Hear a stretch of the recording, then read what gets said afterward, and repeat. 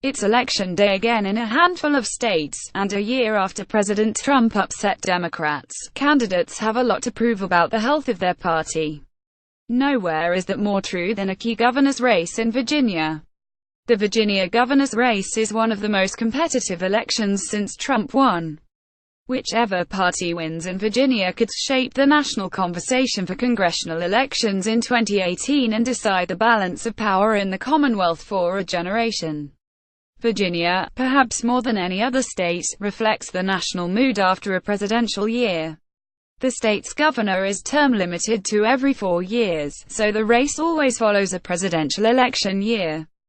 Virginia is an early warning system and a testing ground for what we're going to see play out in the next midterms, said Jesse Ferguson, a former top aide on Hillary Clinton's campaign. For Democrats, holding on to the governor's mansion after a Trump win is a crucial part of their national strategy to try to take back control of state legislatures and even Congress.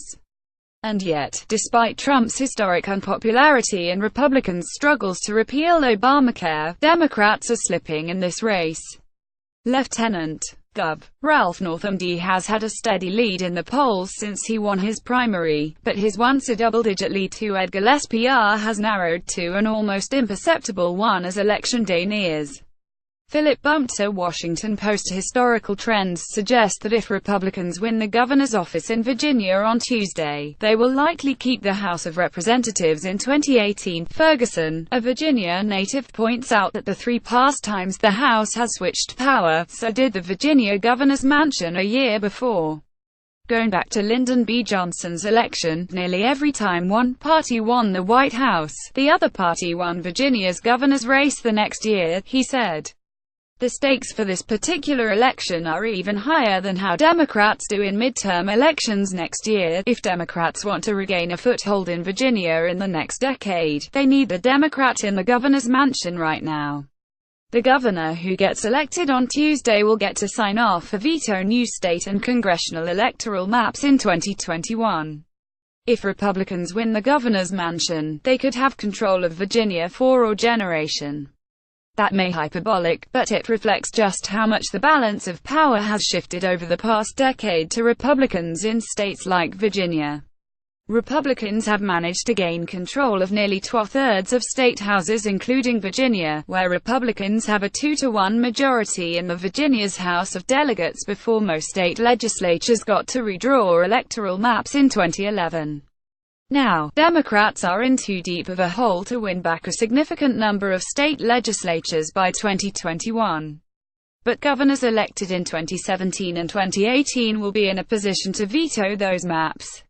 I truly believe that if we don't win these states' races, particularly governors' races, in 2018 and 2017, we are going to have another decade of lost Democratic leaders, said Elizabeth Pearson, the executive director of the Democratic Governors Association, to The Fix shortly after Trump got elected.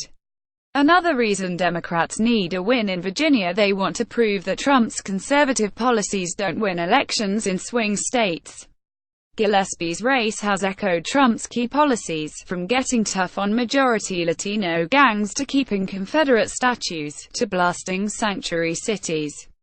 If Gillespie wins, Republican operatives will see it as a sign that they've figured out how their candidates can embrace Trump's policies without turning off swing voters.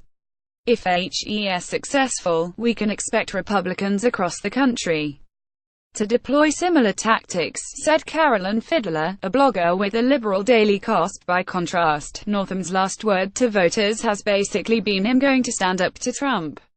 "I sponsored this ad because I've stood up to Donald Trump on all of it," he says in an ad running on Election Day. Ed Gillespie refuses to stand up to him at all.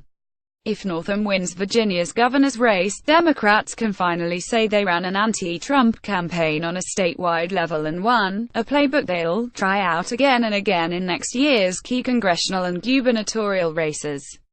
If Northam loses a race that arguably favors him, well, Democrats may have to start from scratch on how to defeat Republicans in the era of Trump.